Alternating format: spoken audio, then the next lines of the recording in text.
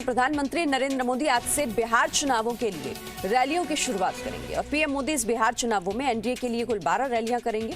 एक मिनट में ये पूरी खबर आपको दिखाते हैं। बिहार चुनाव के लिए आज से पीएम मोदी रैलियों की शुरुआत करने जा रहे हैं। बीजेपी ने पहले ही कह दिया है कि प्रधानमंत्री की ये रैलियां एनडीए की रैलियां होंगी, जिसमें बिहार के मुख्यमंत्री नीतीश कुमार भी शामिल होंगे। सभी रैलियों में स्वयं मुख्यमंत्री नीतीश कुमार जी और जहां पर लॉजिस्टिक्स के कारण वो उपस्थित नहीं रह पाएंगे, वहां जेडीयू के वरिष्ठ नेता, हम पार्टी के वरिष्ठ नेता, वीआईपी पार्टी के वरिष्ठ नेता ये उपस्थित होंगे और ये भारतीय जनता पार्टी के साथ साथ एनडीए की कॉन्स्टिट्यूएंसीज में भी आदरणीय प्रधानमंत्री जी की रैली ये आयोजित की गई है। प्रधानमंत्री आज 3 रैलियां करेंगे। इसमें सबसे पहले सुबह 10:30 बजे सासाराम के डेहरी ऑन सोन में रैली होगी। दूसरी रैली दोपहर 12 बजे के करीब गया में होगी।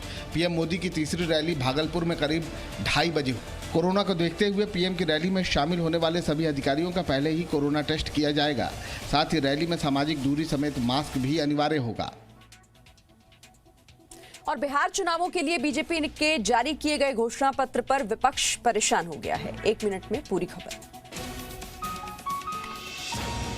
गुरुवार को बीजेपी ने बिहार चुनावों के लिए अपना घोषणा पत्र जारी किया, जिसमें यह ऐलान किया गया कि कोरोना की वैक्सीन बिहार में मुफ्त दी जाए। इस ऐलान को लेकर विपक्ष ने अपना विरोध जताया है। नेता प्रतिपक्ष तेजस्वी यादव ने इस पर हमला बोलते हुए कहा कि पूरे देश को वैक्सीन मुफ्त में मिलनी चाहिए। देखिए, अब कब वैक्सीन आएगा नहीं आएगा, पूरे देश को फ्री मिलना चाहिए ना। टेस्ट भी बाकायदा फ्री होने चाहिए। अब तो पूरा प्राइवेट वाले तो लूट रहे हैं। बीजेपी ने विपक्ष के विरोध पर हमला करते हुए कहा कि राजनीतिक पार्टियों को पब्लिक पॉलिसी में पब्लिक हेल्थ को लेकर संवेदनशील होना चाहिए। तो हम सबको निशुल्क वैक्सीन उपलब्ध कराएंगे और बिहार को कोरोना मुक्त बनाएंगे। पब्लिक पॉलिसी में पब्लिक हेल्थ के इशू को लेकर राजनीतिक पार्टियों को संवेदनशील होना चाहिए। हमने इस दायित्व को निभाया है और इस संकल्प को हम पूरा करेंगे। और प्रधानमंत्री नरेंद्र मोदी ने बंगाल में दुर्गा पूजा पंडालों का शुभारंभ किया। एक मिनट में ये खबर आप देखिए। गुरुवार को प्रधानमंत्री नरेंद्र मोदी ने पश्चिम बंगाल में वर्चुअल रैली के जरिए दुर्गा पूजा पंडालों का शुभारंभ किया। इस कार्यक्रम के दौरान प्रधानमंत्री मोदी ने कार्यक्रम से जुड़ने वालों को पूर्वोदय का मंत्र भी दिया। पूर्वी भारत के विकास के लिए निरंतर फैसले लिए हैं। पूर्वोदय के इस मिशन में पश्चिम बंगाल को महत्वपूर्ण भूमिका निभानी है। प्रधानमंत्री ने अपने भाषण में नारी सशक्तिकरण पर जोर देने की बात भी की। आपको बता दें कि बंगाल में अगले साल विधानसभा चुनाव होने हैं।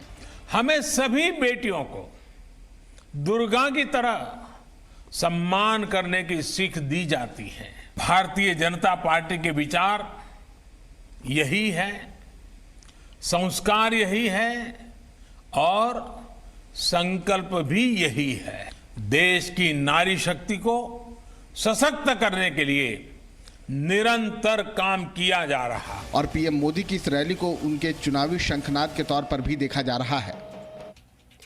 गुरुवार को इनकम टैक्स की एक टीम ने रेड कर कांग्रेस कार्यालय के पास खड़ी गाड़ी से 8.5 लाख कैश बरामद किया है। गुरुवार को इनकम टैक्स विभाग ने कांग्रेस दफ्तर पर खड़ी एक गाड़ी में छापेमारी के दौरान 8.5 लाख रुपए कैश बरामद किए। इस छापेमारी के दौरान पार्टी प्रवक्ता रणदीप सिंह सुरजेवाला और नेता शक्ति सिंह गोहिल भी वहां मौजूद थे। टीम ने दोनों ही नेताओं से इस घटना के बारे में पूछताछ की।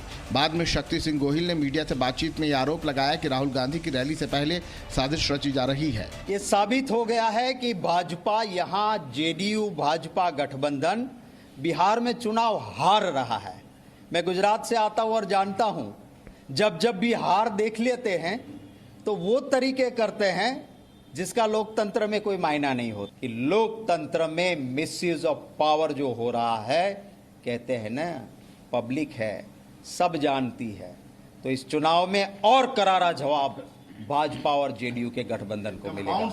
इस मामले को लेकर इनकम टैक्स टीम ने सदाकत आश्रम के अधिकारियों को नोटिस जारी किया और इस मामले में एक व्यक्ति को भी हिरासत में लिया है। पालघर में साधुओं की हत्या के मामले में कोर्ट ने पेश किए गए आरोपियों को 14 दिन की न्यायिक हिरासत में भेज दिया है। एक मिनट में पूरी रिपोर्ट देखिए। गुरुवार को पालघर मामले में गिरफ्तार किए गए 24 लोगों को महाराष्ट्र सीआईडी ने दहाड़ू कोर्ट में पेश किया। कोर्ट ने इन सभी आरोपियों को 14 दिन की न्यायिक हिरासत में भेज दिया।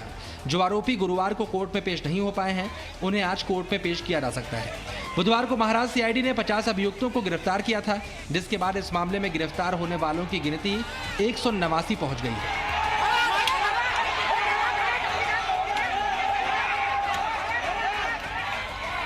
आज थाने की सेशन कोर्ट में गिरफ्तार हुए 70 लोगों की जमानत याचिका पर सुनवाई होगी। इस मामले से जुड़े कई अभियुक्त अभी भी फरार हैं।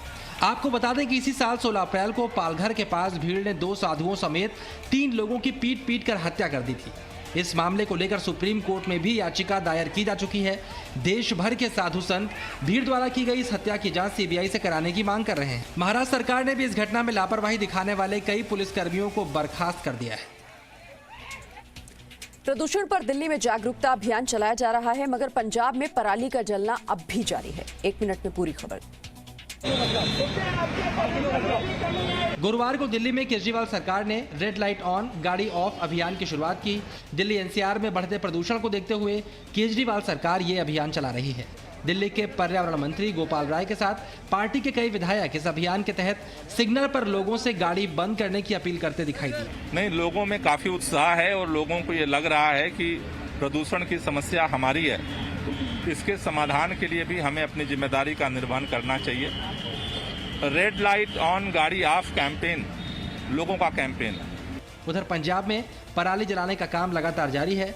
पराली जलाने की ये तस्वीरें अमृतसर की हैं। सुप्रीम कोर्ट के हस्तक्षेप के बाद भी किसान लगातार पंजाब में पराली जला रहे हैं। किसानों का कहना है कि पराली जलाना उनकी मजबूरी है। दिल्ली एनसीआर में पिछले कई दिनों से हवा की गुणवत्ता में लगातार गिरावट आई है और कोरोना को देखते हुए ये प्रदूषण बेहद खतरनाक माना जा रहा है।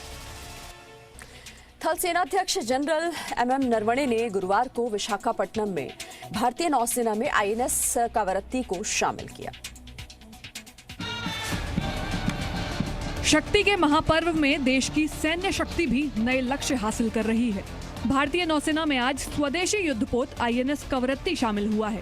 ये समारोह आंध्र प्रदेश के विशाखापट्टनम में हुआ। इस दौरान सेना प्रमुख जनरल मनोज मुकुंद नरवणे के साथ साथ नौसेना की पूर्वी कमान के कई बड़े अधिकारी मौजूद रहे और आईएनएस कवरत्ती को भारतीय नौसेना को सौंपा गया। आईएनएस कवरत्ती एक एंटी सबमरीन वॉरशिप है। ये दुश्मन के रडार की पकड़ में नहीं आ सकता है। ये समंदर में पनडुब्बियों का पता लगा सकता है और उनका पीछा कर सकता है। साथ ही आधुनिक हथियारों और सेंसर से लैस है। आईएनएस कवरत्ती में 90% तक स्वदेशी उपकरण लगाए गए हैं। इसके सुपर स्ट्रक्चर के लिए कार्बन कंपोजिट मटेरियल का इस्तेमाल किया गया है। आईएनएस कवरत्ती के भारतीय नौसेना में शामिल होने से नौसेना की ताकत में और इजाफा हुआ है। इसका design directorate of naval design ने तैयार किया था, जिसके प्रोजेक्ट 28 के तहत बनाए गए 4 स्वदेशी युद्धपोत में से आईएनएस कवरत्ती आखिरी है। और शारदीय नवरात्रों का आज 7वां दिन है। आज के दिन देश भर में मां कालरात्रि की पूजा की जाती है।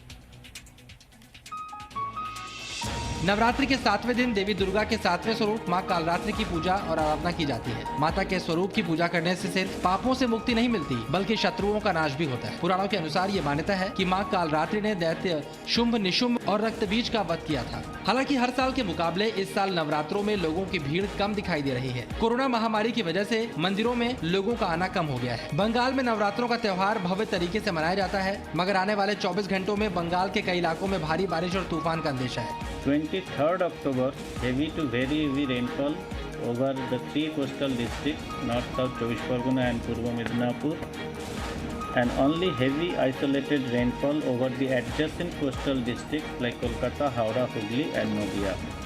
इस तूफान के बांग्लादेश के खेकुपारा और बंगाल से सटे छाबार द्वीप पर उठने की संभावना है। तूफान के कारण 2 से 3 दिनों में बंगाल के कई इलाकों में गरज के साथ तेज बारिश हो सकती है।